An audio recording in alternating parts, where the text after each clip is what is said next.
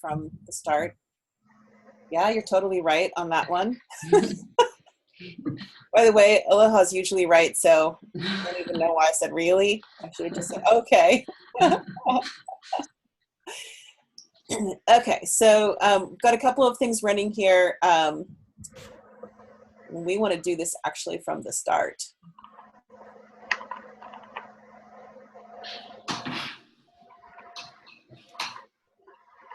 Okay, so we have tried calling this a virtual orientation. We have tried calling it multiple things. And at the beginning of the course, people seem kind of resistant to actually getting into a synchronous environment like this. So we said, let's call it welcome party and see if more people come. So it's about usual, actually. So same amount of people as normal. No one was enticed by the idea of a party. But one of the things that we really want to emphasize is that you can use synchronous tools to contact your students. As a matter of fact, in my writing and communication courses, my students are required to meet with me synchronously at least twice each term. And in most cases, it turns out that they meet with me more than twice. So we have formal meetings, an assessment meeting at the beginning, and then a post-assessment toward the end where they talk about their portfolio and the work that they've done. And so there are multiple ways that you can use synchronous meetings like this to work with your students. So don't be afraid of tools like Zoom. They're wonderful. So what we're going to do in this presentation is talk about the objectives of this course, and then talk about how our course is designed and the communication tools that we expect you to be able to use and that we offer for you to use, and then the assessments that we're going to be doing in this course. So first of all, the objectives are really clear. You have two major objectives. They're to design a course that aligns with the OEI course design rubric. And really what we mean is a mini course, because it's just 2 units of a course, an orientation unit or a getting started unit, an introduction unit, and then 1 content unit. And then also alongside of that, to develop an e-portfolio that has ideas about teaching approaches that aligns to the @ONE standards for online teaching. So the OEI course design rubric and the @ONE standards are the 2 major rubrics that we use for assessment in this particular course. So we really want to encourage you to download those 2 documents. They're laced throughout the course, and to really get to know those 2 documents. They're super important. So this is the OEI course design rubric. It's also available online, and in a few minutes I will put that URL into the chat window in case you want access to the online copy. And then the @ONE standards are these. I could probably zoom that in a little bit more. There we go. And so there's 10 @ONE standards, and there's 5 sections to the OEI course design rubric. They're outlined here. Section A is content presentation. B is interaction with your students. C is assessment. The next page. D is accessibility, and E is institutional accessibility. And what that means is that some things in your course are going to be inaccessible and you're not going to be able to fix them. You're not engineers, coding experts, and so there might be things with your course that you personally cannot make accessible. And so acknowledging where those are allows your campus as an institution and your DSPS office to help you make alternate arrangements with your students so that they won't find that there's material they can't access. But we need to know what those things are, otherwise we can't make plans for those students who might not be able to access them. So those are really important documents that we hope you get to know really well. I'd like to start by looking at our own course design as a model and talking a little bit about the homepage. So when you go into our course from the dashboard, what you will get to is the homepage. And what you'll see is that this homepage changes every week. So now we have begin week 2. Next Sunday, it will say begin week 3, and so on. So the homepage really serves as kind of an anchor that provides information for what you'll be doing, an overview of the week, and then also it provides an overview of the synchronous activities. So each week you'll have at least 2 synchronous activities to do with us. This week we just have 1, but normally we'll have an office hour that's here, and then we'll also have something called a tech task, and I'll talk about that, a tech talk, and I'll talk about that in just a minute. So the homepage is really kind of your central place to be able to see that, and you can get to the announcements and everything else from there as well.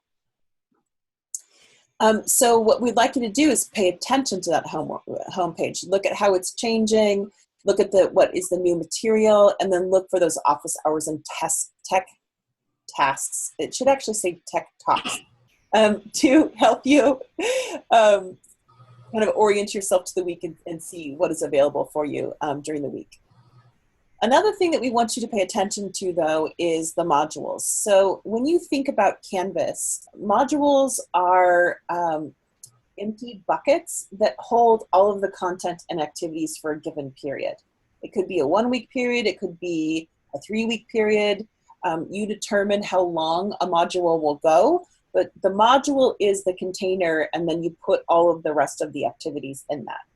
So when we look at the module view in Canvas, what we see is essentially our course looking like a book, and this is Aloha's metaphor is just so apt at describing what Canvas is like. You can think of each module as a chapter, and then from the modules view, so I'm in modules right now, each one of the pages or activities in a module appears like a table of contents to a book. So in this case, we have these modules set up so that you're reminded to complete all of the items, but that is a requirement that you can set for Canvas. There are other modules where we don't have that set, and you can do these in any order that you want. However, we'd like you to remember that Canvas is designed to be done chronologically. So when you're designing a unit, the first thing that you put in the unit is what you want the students to do first. And then if students start at the beginning of that module, they simply use the next button to move chronologically through the module. So you're actually designing the activities and putting them in order in the way you think that students should do them so they get the most out of them. So for instance, in each one of our overviews, we provide a link to the OEI rubric and the @ONE standards for the week that serves as kind of the focus for the week. So when you look at that overview, it's going to give you the focus for the week. And reading each one of these tabs is actually going to help you really better understand what it is that we're trying to engage you in for this week. Also, when you're looking at the units, we have lessons, and those lessons are designed to help you complete the tech task and the assignment for the week. So if you're not doing them in order, you may not have the benefit of the information that you need from the lesson in order to complete the tech task well. Okay, so module view is like a table of contents, and it's chronological. Modules are designed to walk you through the material in a chronological pattern.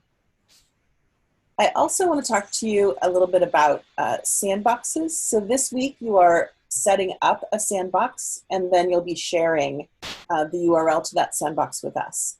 And so I really want to talk about the difference between our course, which is OESP, and your course, which is your sandbox, because this can get really confusing for people, because we're going to have you work in your sandbox, but you're going to turn in the work in our course. Okay, so you're working in one place, and we want you to turn it in another place. And so people are like, well, what am I turning in then? I don't really understand. So let me just walk you through something really quick to help you better wrap your head around Canvas. So here's a map of the state of California. The people down south, they're way down here. I'm right here, Aloha's right here, and then Canvas is here. And well, actually, they're in Utah. They're here. So their company is here, and you can see that each one of these is a separate canvas, a separate campus. We don't get confused about that. We know that when we get in our car and drive over there, it's a different campus, and that if you tried to log on to the computer system at my campus, it would tell you, you don't work here, and so why are you trying to log on here? But there's something about Canvas and having a common course management system across the state that confuses us about that. And so what we'd like to point you to is paying really close attention to this URL. So right now, we're taking OESP, and that's in the CCC Online Ed instance of Canvas. On your campus, you're going to be in a different instance of Canvas. And then we're asking you to know a third instance of Canvas. And this is the one that's owned by Canvas itself. So that's canvas.instructure.com. And so when I log in here, I'm using my personal email address because that's what helps me keep it straight when I'm logging in, where I'm logging into. And when I log in, these are my sandboxes. And so it still says canvas.instructure.com up here. And that lets me know that I'm not on my campus and I'm not in the CCC Online Ed campus. I'm at Canvas's campus, and I'm in one of the sandboxes that they let me use. And the cool thing is they let you make as many sandboxes as you want. So I have a whole bunch of sandboxes here for courses that I teach, for workshops that I do. I create a sandbox with all of the materials in them, and then I give the participants at the workshop the materials. So what you're going to be doing is creating an account with Canvas, and then you're going to start a new course. You're going to name that course, and we have a naming convention for you so that we understand whose sandbox we're in, because we'll be in a lot of them this summer. And then you're going to share that with us. And I want to show you what that looks like to share it. So I'm just going to go into my sandbox here for my COM 116 course. Renee? Yes? I don't want to interrupt, but I'm just going to have to bow out. It's registration period, and I've got to run to assist in an orientation going on. Yeah, absolutely. And we'll record this and we'll put this in to the course so that you can watch the recording. Okay, perfect. Thank you. Nice meeting you. You too. So from the home page, you can click in settings. And when you're in settings, we're going to have you scroll all the way down to the very bottom and click on more options. And when you do that, there's an option to let students self-enroll. And so you click on that option, and when after clicking on that option, you update your course details. And then you have to go down again, and there is an enroll code for enrolling in your course. And that's what you're going to be sharing with us. So what you would do then is take this URL here, copy it, and then you're going to be going back to our course. Okay, so you're moving from the Canvas.instructure instance of Canvas back to our course, and then going into the assignment here, and actually using this assignment to submit that URL to us. So I'm in instructor view, but when you're in student view, there's a submit, and you click on that submit button, and then you'll be able to submit that URL to us. So you're going to be working for this course essentially in two different instances of Canvas, which is the CCC Online Ed and the Canvas instance. So let me see. I haven't done the orientation module. Let's see if it lets me in to actually submit this. So here I am, create my sandbox. I'm going to click on the assignment. I'm ready to submit it. And then I'm going to paste the URL here. And then it allows me to put in comments too. So if you have questions about what you did, or if something didn't seem to go right, then you can say, hey, did I publish my course?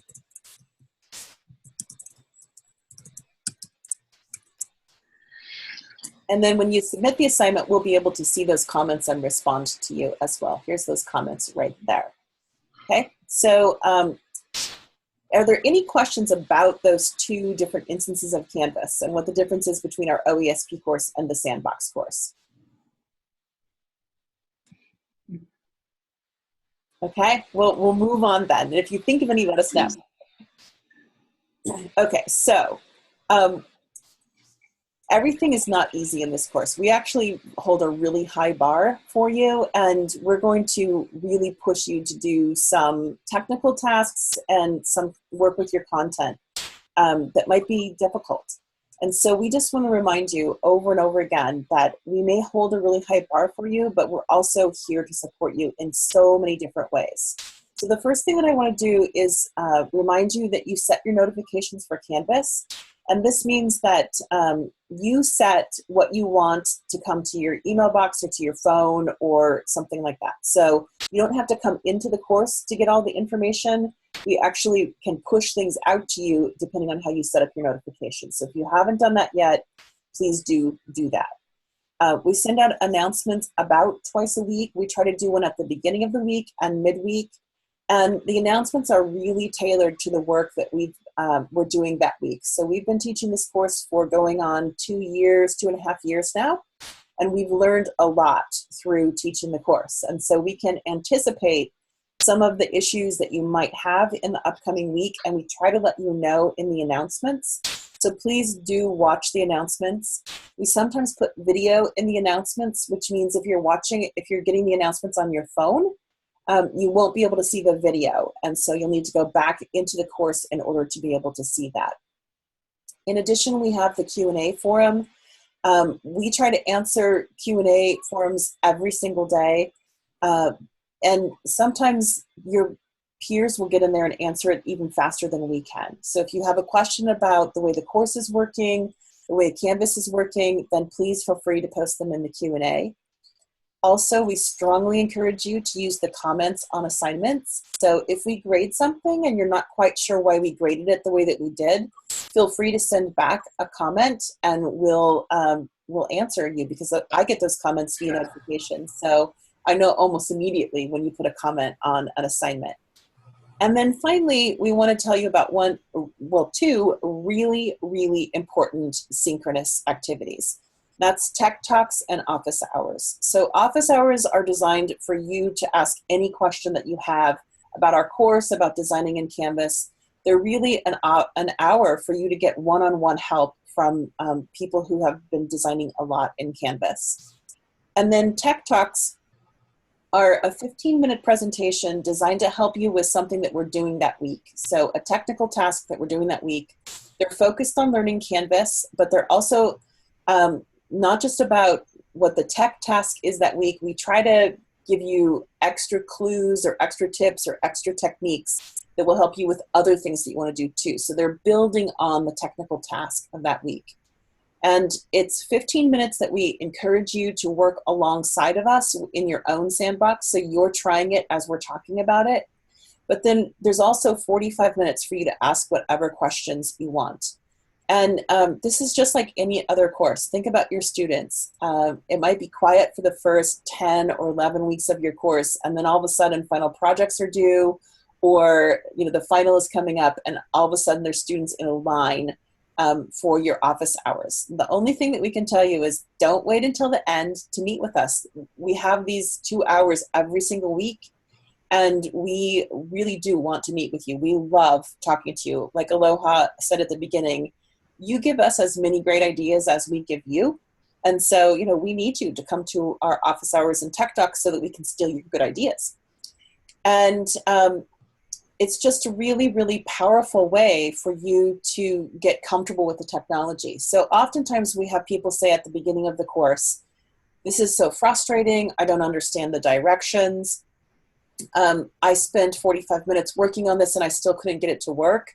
And that's when we have to say, don't do it. If you can't get it to work by following the directions after 1 or 2 tries, please reach out to us. It's much better to reach out to us before you're frustrated than after you're frustrated.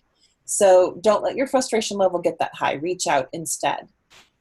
We both also can meet, if our office hours or the tech talk is not at a convenient time, we can schedule a meeting with you. So what we would ask you to do is reach out via the inbox, propose some times that you are available, and then we can meet with you.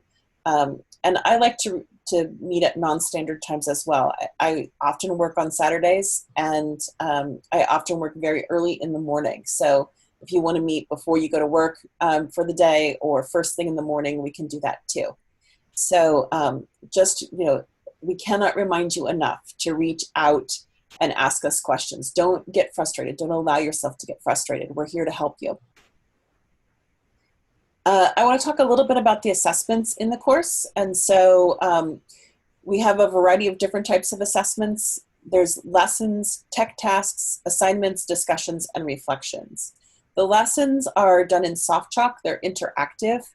Let me just move forward a little bit and say that they're designed to be formative self-assessments. So everyone should get full points for these because you can do them as many times as you want.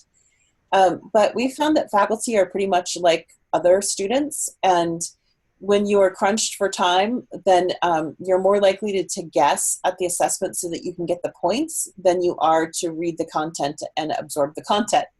And so if you're having trouble with a technical task, maybe you rushed through the lesson and you should go back to the lesson.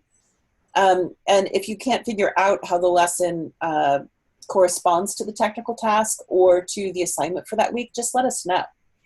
Because all of the content that you need for completing the tech task and the assignments are in the lessons, but I mean, all kinds of studies show that even when we're reading carefully, we don't grasp 100% of it. We don't capture 100% of it.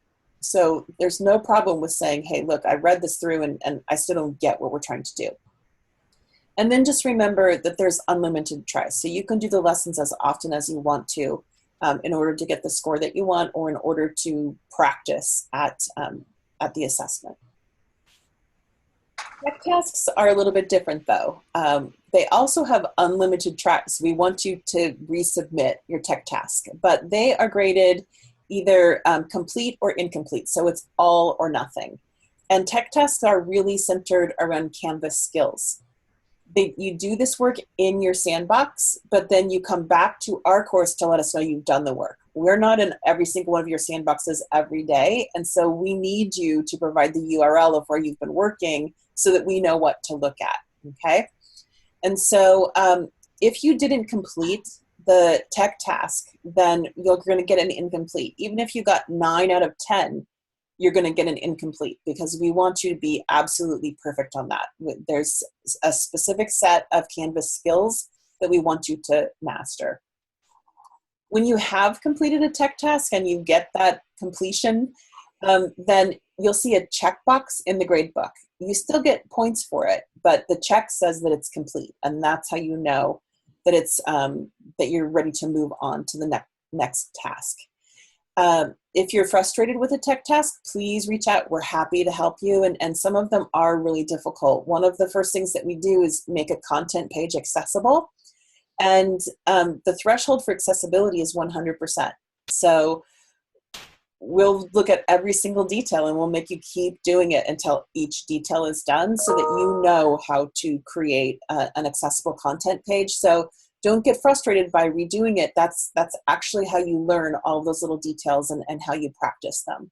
So we'll ask you to keep resubmitting and please make appointments with us. If you need help with it, we're happy to meet with you and walk you through creating that content page.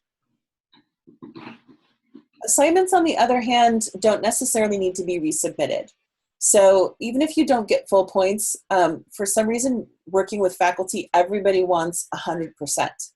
And it's okay to get 90%. It's totally okay. It's our way of giving you feedback. And so think of those points not as, I didn't get 100%, but rather you have a piece of feedback to use on future things. And really kind of gauge then where you want to spend your time. So for instance, we're going to give you comments that help explain why we gave you the grade that we did. And if you got a couple of points off, it's just like to give you a little bit of impetus to the next time maybe do a little bit of revision with that. Okay, so there's no need to resubmit the assignments unless you really, really feel like I need to do this again. I need to do it over. So the comments are for future improvement rather than for revision of that particular piece. Now, occasionally you misread the assignment instructions. It happens to everyone. And so we really do want you to resubmit, and then we'll let you know, can you resubmit this? Do you want to revise it and resubmit it? But for most of the time, you don't need to resubmit assignments. Reflections are one other thing that we do every single week, and these are really focused on the @ONE standards. So we think of it like this. You can have a really beautifully designed course and not be a strong online teacher. Or you can be an amazing online teacher and not have a very strong course because it's disorganized or the content is just not where it needs to be. And we want you to be both. We want to develop both of those, your course design and your teaching strategies. So the OEI course design rubric focuses on the course design aspect, and the @ONE standards focuses on the teaching behaviors. So reflections are really focused on those teaching behaviors. What did you learn from what we did this week that helps you think through how you're going to teach the course? Not how you're going to design it, how you're going to teach it, what you're going to do while you're actually working with it. So these are reflections, and they go in the ePortfolio section of your sandbox, which you'll be working on next week. And you do one per week, and what we hope is that you'll do ongoing revisions. So even though we focus on a single standard in a particular week, you may want to go back and revisit that standard as you have other insights later on. So don't be afraid to do ongoing revisions to each one of the standards as you're thinking through what you learned that week. And then finally, discussions support all aspects of this. So they support community. We use them to scaffold assignments. So we might have you do like a part of the assignment in the discussion so that you can kind of practice and get some feedback from your peers. We also use them as a way to develop teaching approaches and sharing things that work with one another. The important thing to remember about discussions is your initial post is always due on Wednesday, and your replies to your peers are always due by Saturday. The due date on the assignment is on Wednesdays, so to remind you to get that first post in, and your replies are not counted as late as long as you get that first post in by Wednesday. So that's just a little reminder of how we've set those up. So kind of a grading recap. Here's the do list.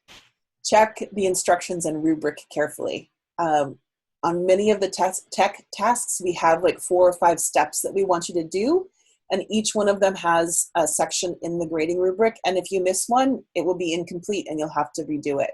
So please follow the instructions really carefully and make sure that you're watching the things that we've asked you to do in those. Please read our comments that we send back to you. They help clarify why we've graded in a specific way. And sometimes those are just suggestions for the future, and sometimes we say, please revise this. So pay attention to that as well. Not every comment that we post is meaning that you have to revise it. Some of them are just suggestions. So revise when necessary, and never hesitate to ask for help. The don't list is, don't worry about every point. You have to get 80% to pass this class, so we give you plenty of wiggle room to learn. And so don't be worried about every single point. And don't spend hours on tech tasks. They're not designed to take hours. And if it's taking you a long time, then please reach out. All of us need someone sometimes to walk us through it. And then sometimes what was really difficult on our own, when someone walks us through, we're like, oh, I totally get it now. So let us be that person that helps you totally get it.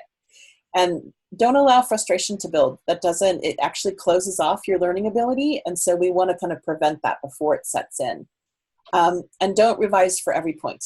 It just goes back to that first one again. It's totally okay to get a couple points off every once in a while. We have to remind the faculty that, our students most of the time don't revise for every single point. So, and they still pass. So it's totally okay.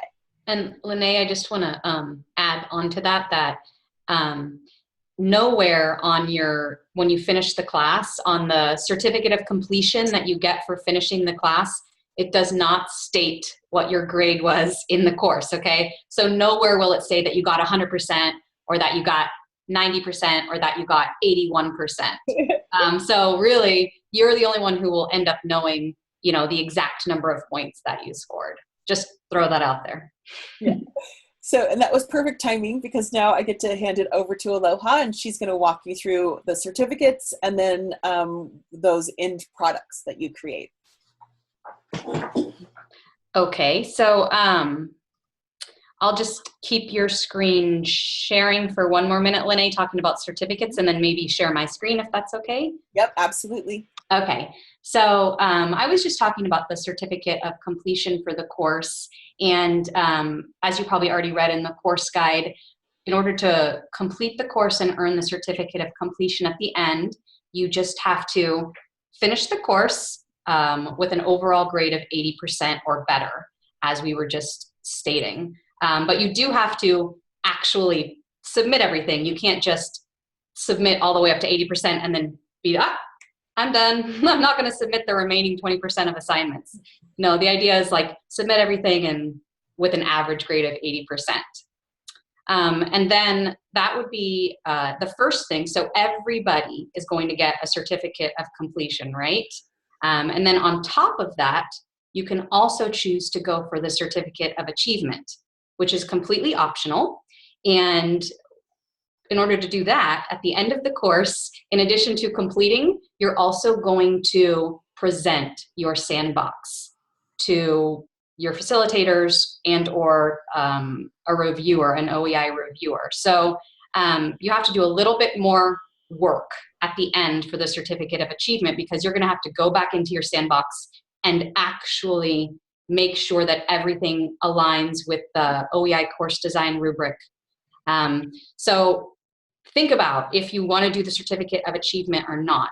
It's typically not required for those of you who said that you were doing this because your college requires you to complete the training. Your college wants that certificate of completion. The achievement certificate would be something that you personally wanted to do just as a self-motivator to kind of get you to the highest level, right? But it will involve extra work as well as a presentation. And so you want to think carefully about whether you have time for that or not. You might also have to do a little bit of work in your e-portfolio just to make sure that every page of your e-portfolio is complete. And the presentations usually occur a week or two after the course ends. So we do give you a little bit of time to go in there and clean everything up at the very end of the course. Did you want to add anything about the certificates, Lene? No, that was perfect. Okay. All right, so. Oops. Sorry. Thank you, that's okay. So now I'm going to share my screen really quick. And so I find it helpful sometimes to see an example of exactly what you are working towards as you're going through the course. So this is a modules page. And as you'll see on the modules page, you've got 3 modules in this sandbox, right? You've got an orientation module, a content module, and an e-portfolio module.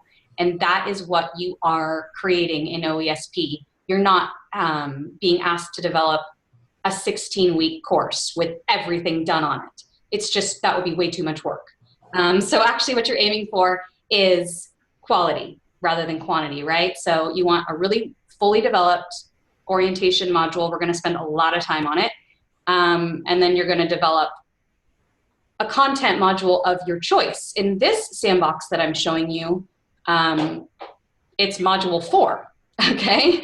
So you can choose the content module that you choose to develop based on what you want to work on. Or maybe there's a particular week of your course that's like the most critical week for your students to be successful. That would be a good item to develop for the class, right? Especially if it's something, choose a week that actually has like assessments that you plan to develop, you know what I mean? Where they're actually doing a lot of work that you can create assignments for. So think about that a little bit. And then the e-portfolio module, and it's all in one place, right? And the first two modules, the orientation and the content module, are really designed how you would be presenting them to your students. So an actual course that you would be developing, you're not talking to us when you're developing the pages in these modules. That's for your students. Now that's compared to the ePortfolio where you're talking to us, your colleagues and facilitators. So just to clarify that, because sometimes there's a little bit of confusion, especially in the ePortfolio, if you're supposed to be talking to your students there. No. So really quickly, I'll show you what's in these modules. Now, the orientation module that you're seeing here is going to look very similar to the OESP orientation module, just because that's what ends up happening. As you take OESP, you learn so much about a well-developed course that you can borrow a lot of ideas that you see in the class, right? So you're going to work towards, over the next 12 weeks, developing out this module piece by piece. So week by week, we're going to be taking you through it. So, you know, we'll ask you to, for example, create an icebreaker discussion. So there you see, there's an introduction discussion, that's an icebreaker discussion. And we might ask you to create a formative quiz for one of the tasks. So maybe that's your first quiz for your orientation module.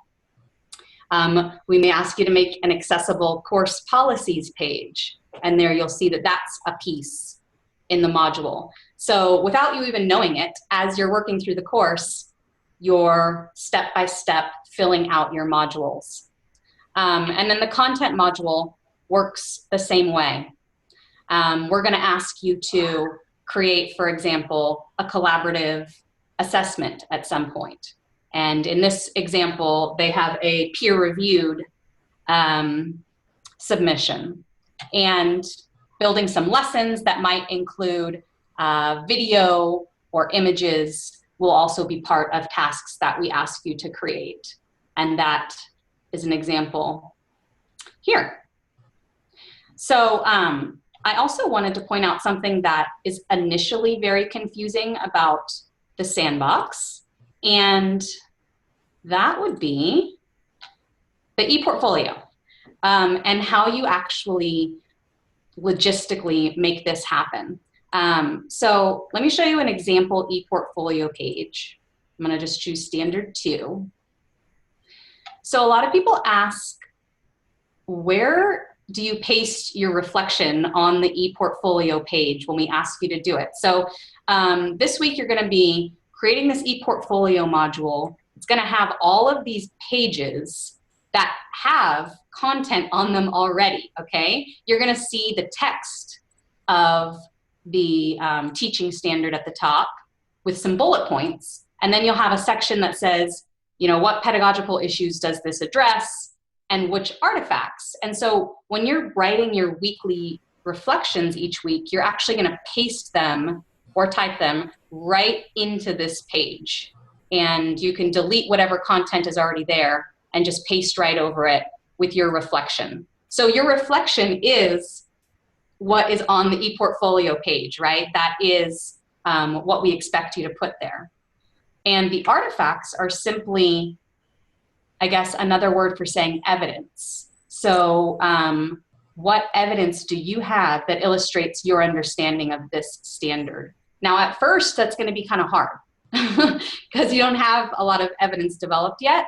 But as you go, you'll find that your actual sandbox items become your evidence. So if we ask you about, you know, your understanding of accessibility, maybe one piece of your evidence is an accessible page that you've created in your sandbox. And that's what you're working towards, is kind of filling out these pages and thinking about things that you've actually created that could be evidence of how you address each standard in your ePortfolio. And this is something that we look at the end of the course, just to see if you've met those 2 documents that Lene talked about at the very beginning of this orientation. So the ePortfolio, again, is really showing that you understand the @1 standards for quality online teaching. And that's what these standards are. It's the 10 standards. Whereas your 2 modules in your sandbox are what show us that you understand the OEI course design rubric. And so we look at all of those things together. And that's it. So I'll throw it back to you, Lene, for any final thoughts or questions. Okay, great. So what we'd like to do is just open it up to questions and see what questions you have about the course. And then to remind you over and over again that even if it seems clear right now, next week when you go to do the portfolio, for instance, you might be thinking, wait, what am I supposed to do? Please feel free to reach out and ask. And we'll clarify as much as we can. But sorry, I thought that I was seeing my upper multiple monitors going here. Okay, so what can we answer for you? I do have a question. If we're going to do the presentation at the end, do you guys want to know ahead of time, or does it matter to you? Yes, it does matter to us. So we ask at about the end of week 6. And the reason why Alo has asked you to think carefully is that the first couple terms that we ran the course, people felt like, why are instructors such overachievers? They just felt like, oh, I have to do this. And if I don't do this, someone's going to think poorly of me. And then people were completely stressed out because, you know, they were doing finals or they had other projects. And so we ask in about week 6 if you're interested. And if you're interested, you let us know. And then if in week 8 you change your mind, you just let us know, right? Either way, actually. You know, so if you say like, you know what, this is easier than I thought it was going to be, and now I really do want to do my presentation, just let us know. And if on the other hand, in week 10, you say, oh my gosh, you know, I'm going crazy here, then it's totally okay to back out or opt in. Okay, so we gauge you at about week 6. I think it is exactly at the end of week 6. And then you can opt in or opt out anytime after that as well. I have a further question about that, if I may. Who does it really benefit? I mean, who would really want to see that final piece, the achievement piece? Well, so in the course, we hope that you will build toward a cohesive unit, but we have individual assignments, and we don't have any assignment that actually asks you for us to look at that final cohesive piece. So if you're thinking to yourself, wait, you know, did I create a cohesive unit? And does we have you design individual pieces? Like we have you design a content page that's fully accessible, but a live course has multiple content pages that are fully accessible. And so in that final piece, we go through all of it and give you feedback on it. So it's a really amazing experience. We've had some beautiful sandboxes that have come out of that. So it's people that are really thinking about the whole package. Yeah, and just to further clarify, the average person on your campus that you talk to will have no idea what you're talking about with the certificates. Like, they're not going to say, oh, but did you get the achievement certificate? I mean, the average person's probably not going to know what that is, not just practically speaking. Yeah. So really, it's more about, I don't know, in my mind, when I took the class, I felt like I needed an extrinsic motivation for actually finishing, because I'm the type of person who, if I'm not asked to do it as part of something that somebody's holding me accountable for, I might not ever do it. So I needed that to push me to actually complete what I was trying to do. But that's a personal reason. I don't know that there's really a professional reason. It's nice to show that you did it, but I don't think you could point to one thing that somebody would say, oh, because you did that, you now get this extra thing. So, right, Lene? Or am I? No, that's exactly what I needed. Okay. Yeah. Well, and it seems to me like there's an opportunity for OEI they're interested in badging. And now with Canvas ePortfolios, the portfolio stays with our actual profile. So it could be that these eventually become a digital badge that, so it's like a credential. Why did any of us get our bachelor's or our master's or our PhD, right? So. Okay. Yeah, that would be nice. Some kind of badge. Yeah. Something. Other questions about the course, about Canvas?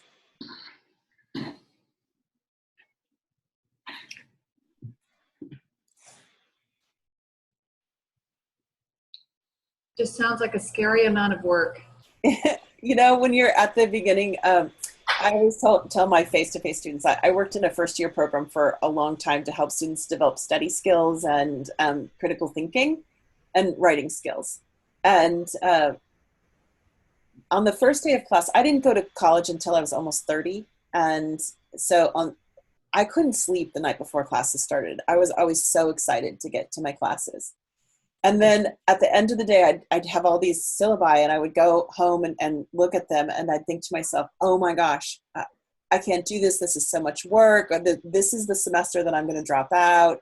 I have no idea how I'm going to do this work. I don't know what this means. And so that feeling of dread of like looking at that and thinking, I don't know how to do this, or I don't know how I'm going to make this work. It is not really dread. It's an opportunity for learning. And so if we look at it as opportunity, this course is full of them. And we're here to help you. We really are. So those office hours are super important. The tech talks are really important. So if ever you feel overwhelmed, please join us in one of those, or ask for an office appointment at a time that fits your timetable. Thank you so much. Yeah, and I think you'll find that some weeks will be a lot easier than others, just based on whatever your experience is with certain types of tasks. And then especially also with what your teaching schedule is. So right now, things might be kind of sailing along. Things are going to be really great the first week of August. And then about 3 weeks into August, things might get a little bit crazy, right? So we get it. We're doing the same thing too. So if you do ever like just have a week that's insane, that's okay too. Just let us know, what's going on. Just keep your communication lines open, and we are very likely to be understanding and reasonable with allowing some flexibility. Yeah, we're going to ask you to write your policies, and some people write a policy saying absolutely no late work. And one of my favorite things to do is, it's always the faculty that have really strong, I do not accept any late work policies that need an extension. And I always say, well, I'm happy to accept late work, but I actually go by your policy for late work. So if you want to use your policy for late work, then I'm happy to go by it. So we have a really liberal policy because we know that life sometimes interrupts. And so we're here to support you in any way we can. This is professional development. It's all about taking all of us to the next level. And so there's absolutely none of us benefit if you aren't getting support in this class. So it's all about helping you get to the next place you want to be. So, right. Well, everyone go have a great evening. I'm going to a class tonight. Oh. So yeah, I'm going to go study. And Jeff, my son, is up in Tacoma. Say hi to him, would you? Thank you guys. Thank you guys for taking this opportunity, and I enjoyed it. So hopefully see you guys soon. Great. So one of the things that I always do when I end a Zoom conference is I tell students that I'll stay on the line until the last person's off. Some people don't know how to leave the Zoom conference and so it's nice to be able to help them. But then also some people might have a personal question that they were waiting. So I will stay here and be the last person off. You can leave by bringing your cursor anywhere across the screen. And when you do that, at the bottom right-hand corner is a little red leave meeting, and you can just click on leave the meeting, and then you'll be done. All right, I gotta feed my dogs. They're hounding me. So you guys have a good night. I will be the first one to leave. Bye, guys. Bye, Vicki. Bye, Vicki. Bye. Thank you. Thank Bye, you. everybody. Bye. Thank you so much. Have a good evening. Good evening. Thanks. Good start. I appreciate this. Yeah. You're going to love Zoom, Jeff, reaching out to your students. It's great. I'm already developing ideas and questions for you. It's much easier than the CCC Confer. Oh, it is so much easier than CCC Confer. Yes. Yeah. Oh, wow. Definitely. Yeah. Okay. Thank you again. Thank you.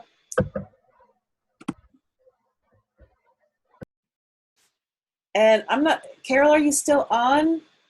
I think we might just have a still shot of her phone. Oh, that's weird. So have you ever kicked anyone out? No. Okay, so all you do is go into the participants and then click on the more button, and then you can remove them. Okay. Yeah, I've seen that before. Okay. I I just hung around just in case you wanted to say anything before you had to go, but. Yeah, I'm gonna go. We had a marital moment this week because my husband always sets up all these things for the kids so that they can't, like, he has them on, they can't do Wi-Fi after 10 because, they were like surfing the internet and playing games after they were supposedly in bed. Right. Yeah. And so he has all these restrictions and stuff. And so he moved all of our Apple accounts under a family account. And his goal was good. We each had some Apple gift certificates, some iTunes and Apple Store gift certificates. And so he entered them all into a pool and made this family pool so that we could use them for apps, right? Mm-hmm. Kind of first come, first serve, right? But he also didn't want one kid to purchase a whole bunch of things and like use everybody else's. So he made it so that you had to get his permission. But he included me in the family group. So the other day I went to buy something for work that I needed to upgrade my computer. And it literally said, you must contact Ingrid to get permission for this purchase. And I couldn't update my computer. And so I said, I know that it was an accident. And I know you didn't mean to do it, but you need to everything that's related to my work cannot be included in your family stuff. Right. And so I removed it from a couple of our family things. And then I realized that I didn't know how to do a couple of things. So I'm like, I better go to the Apple Store and just take a couple classes to positive that I know how to do some of the iCloud stuff. And yeah. So my first one is tonight. Fun. Yeah. Okay. So off I go. Okay. I have a quick question for you. Mm-hmm. So I have us down. It's been one of those weeks. I feel like I've got half a brain. Yeah. Okay. Sure. I'm grading the tech tasks and assignments. And then I also, because you had 2 of something the one week, I did the muddiest point on accessibility. I saw that you were doing that, and I was like, oh my gosh, I can't believe Linnea is doing these. Well, because you had 2 of something else. And I don't know. an assignment, right? And so I just did the muddiest point. Okay. So you're doing the discussion and reflection, right? Right. So there's one reflection, I think it's 1.4 in one of the courses that hasn't been graded yet. Do you need me to jump in and help with that? No, I probably graded some of them and then just need to finish, I'm guessing. Okay. I jump back and forth between deciding which course to grade, the 6 and the 12, and sometimes I might have graded all of one class and then half of one and then need to go back to it. Yeah. Yeah. I'm only halfway through the course plans because it's painstaking work and the objectives are always wrong. And then you have to give them the big paragraph about why it's wrong. And then they reply and say, blah, blah, blah, blah. I saw one of the replies. I was like, yikes. Maybe I haven't seen that one. She was arguing every point, it sounded like. Oh, I know. Yeah. Yeah. Yeah. She posted a big long thing. And Yeah. I just told her she needed to read more carefully. It always cracks me up for the tech task for the accessible page. Yes. There are a few people that are on their 3rd or 4th revision because they literally will not look at the rubric. Or one person, Bin Vu. Right. She didn't do, there's not one accessible thing on that page. I don't know. Yeah. Accessible thing. It's I looked back, I thought maybe she missed the lesson. And then she did the lesson before, it's dated before the tech task. I don't know. I think the lesson needs to be rewritten, and the lesson literally needs to be in the exact same order as the assignment, saying here's how you do this, here's how you do this. And that's it. That's what we're holding them to. Yeah, I know. Or some people just won't do an image or this and that, and they go like, well, I just don't have an image on this page. And it's like, well, yeah, but the point was we wanted you to like practice having an image on the page. You know what I mean? I don't know. It's just weird. So. Yeah. Okay. All yeah. right. I'll get in there tonight and make sure I finish whatever. No. Take Take your time. I'm just asking. I mean, I really don't have a day job right now, so like, okay. if you need me to like step it up, I can. Oh, I will. I'm sure if I fall like super behind on something, I'll let you know. Yeah. Next week I'm at InstructureCon. Okay. And so, I could also, Monday I'm there and no one else is there yet. I thought it started on Monday and it doesn't start until Tuesday. Okay. So I'll be sitting in a hotel room. I can do lots. Okay. All right. Okay. Yeah. Just let me know what you need help with or whatever. I'm flexible. Okay. Okay. I'm going to go so that I'm not late to my Yes. thing. Yes. Okay. I'll Bye. see you later. Bye.